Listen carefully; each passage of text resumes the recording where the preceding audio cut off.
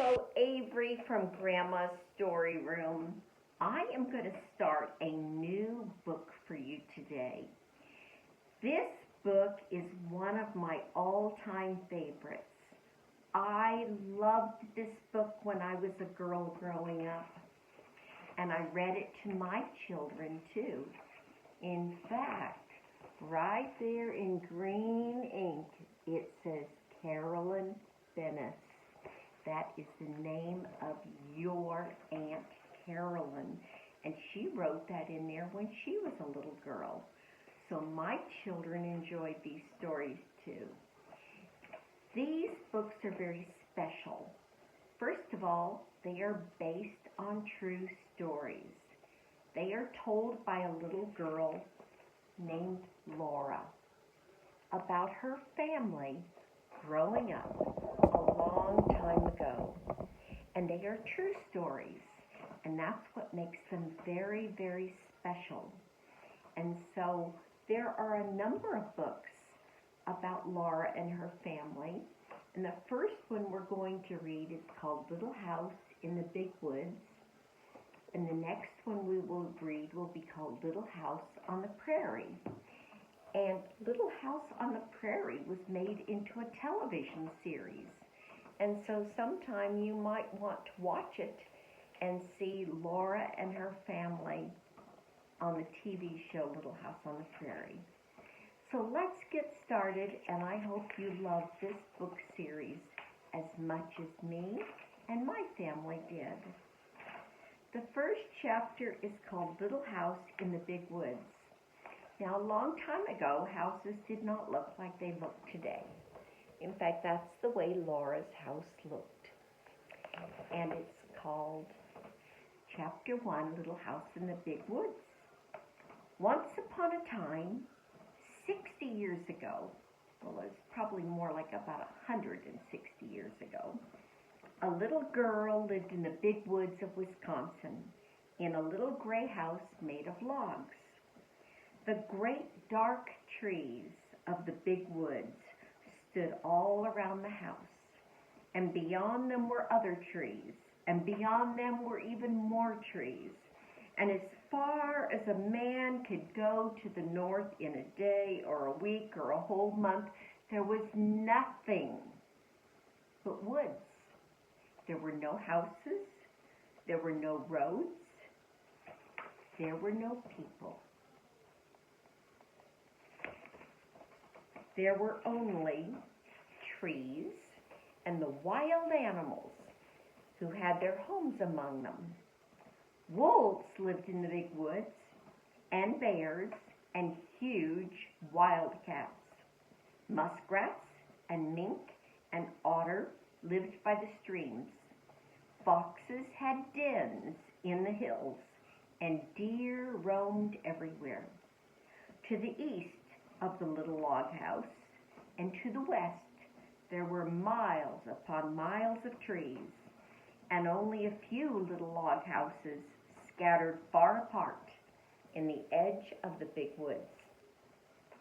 As far as the little girl could see, there was only one little house where she lived with her father and her mother and her sister Mary and her little sister Carrie, and you see them all right there. A wagon track ran before the house, turning and twisting out of sight of the woods where the wild animals lived. But the little girl did not know where it went, nor what it might be at the end of it. The little girl was named Laura, and she called her father Pa and her mother Ma. In those days, and in that place, children did not say father or mother or mama or papa, as we do now.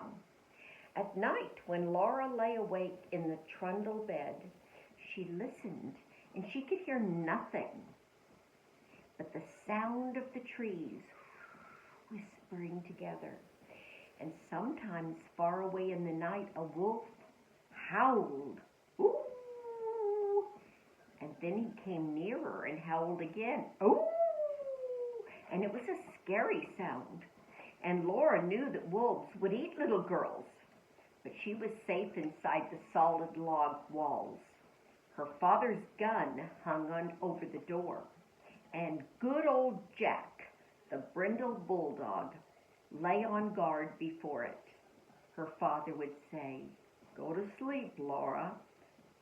Jack won't let the wolves in." So Laura snuggled under the covers of the trundle bed close to her sister Mary and went to sleep. One night, her father picked her up out of bed and carried her to the window so that she might see the wolves. There were two of them sitting in front of the house. They looked like shaggy dogs.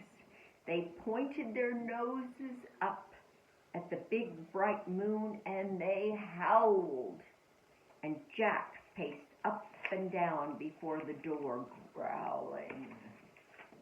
His hair stood up on his back, and he showed his sharp, fierce teeth to the wolves. And they howled, but they could not get in. The house was a very comfortable house. Upstairs was a little attic, pleasant to play in when the rain drummed on the roof. And downstairs was one small bedroom and a big room. That was all there was to their house. The bedroom had a window that closed with a wooden shutter. The big room had two windows with glass in the panes, and it had two doors, a front door and a back door. And all around the house was a crooked rail fence to keep the bears and the deer away. In the yard in front of the house were two beautiful big oak trees. And every morning, as soon as she was awake, Laura ran to look out the window. And one morning she saw in each of the big trees a dead deer hanging from a branch. Pa had shot the deer the day before, and Laura had been asleep when he brought them home at night and hung them in the trees so the wolves would not get the meat. See, in those days they did not have grocery stores to go to, so they had to hunt their meat. That day, Pa and Ma and Laura and Mary had fresh venison, which is the name of deer meat, for dinner. It was so good that Laura wished they could eat it all. But most of the meat must be salted and smoked and packed away to be eaten in the winter. You see, in those days, they did not have refrigerators to keep food fresh, so they had to dry their meat, like jerky, in case you've ever had any. For winter was coming, and the days were shorter, and the frost crawled up the window panes at night, and soon the snow would come. Then the log house would become almost buried in snowdrifts, and the lake and the streams would freeze. And in the bitter cold weather, Pa could not be sure of finding any wild game to shoot for meat. The bears would be hidden away in their dens, where they slept soundly all winter long, and the squirrels would be curled in their nests in hollow trees with their furry tails wrapped snugly around their noses. The deer and the rabbits would be shy and swift, and even if Pa could get a deer, it would be poor and thin, not fat and plump like deer are in the fall when there was plenty of food. Pa might hunt alone all day in the bitter cold in the big woods covered with snow, and come home at night with nothing for Ma and Mary and Laura to eat. So as much food as possible must be stored away in the little house before winter came. So Pa skinned the deer carefully, and he salted and he stretched the hides, that's the outside of the deer, for he would make soft leather from them. Then he cut up the meat, and he sprinkled salt over the pieces as he laid them on a board to dry. And standing on end in the yard was a tall length cut from the trunk of a big hollow tree. Pa had driven nails inside as far as he could reach from each end. Then he stood it up, put a little roof over the top, and cut a little door on one side near the bottom. On the piece that he cut out, he fastened leather hinges. Then he fitted it into place, and that was the little door. with the bark still on the outside of it. After the deer meat had been salted several days, Pa cut a hole near the end of each piece, and he put a string through each piece of the deer meat. Laura watched him do this, and then she watched him hang the meat on the nails in the hollow log. And he reached up through the little door, and he hung meat on the nails as far as he could reach. Then he put a ladder against the log, climbed up to the top, moved the roof to one side, and reached down inside to hang the meat on those nails. Then Pa put the roof back on again, climbed down the ladder, and he said to Laura, "Run over to the chopping block. Fetch me some of those green hickory chips, new clean white ones." So Laura ran back to the block where Pa chopped wood, and she filled her little apron with the fresh, sweet-smelling chips. And just inside the little door, in the hollow log, Pa built a fire with tiny bits of bark and moss, and he laid some of the chips on it very carefully. And instead of burning quickly, the green chips smoldered and filled the hollow log with thick, choking smoke. And Pa shut the door, and the little smoke squeezed through the crack around it, and a little smoke came through the roof, but most of it was shut in with the meat. And there you can see a picture of it. There's the little door, and all the meat is in there. There's the little roof, and that's where all the meat is hanging to dry. "There's nothing better than good hickory smoke," Pa said. "That will keep good venison that will keep anywhere in any weather."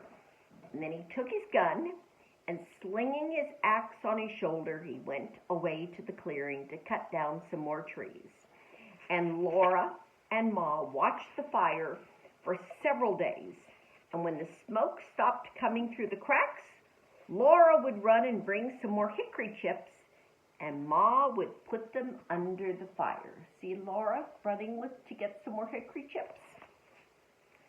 To put on the fire under the meat. And all this time there was the smell of smoke in the yard when the door was opened, and a thick, smoky meat smell came out. And at last, Pa said, the venison had smoked long enough. Then they let the fire go out, and Pa took all the strips and pieces of meat out of the hollow tree. And Ma wrapped each piece neatly in paper and hung them in the attic where they would keep safe and dry. And one morning, Pa went away before daylight with the horses in the wagon. And that night he came home with a wagon full of fish. And the big wagon box was filled full. And some of the fish were as big as Laura. Pa had gone to Lake Pepin and caught them with a net. And Ma cut large slices of flaky white fish without one bone for Laura and Mary. And they all feasted on the good fresh fish. All they did not eat was salted down in barrels for the winter. Now, Pa owned a pig. It ran wild in the big woods, living on acorns and nuts and roots. And we are going to find out next time what is going to happen to that pig. I hope you enjoyed our very first reading of Little House in the Big Woods. Welcome to Grandma's Story Room, and I will see you again.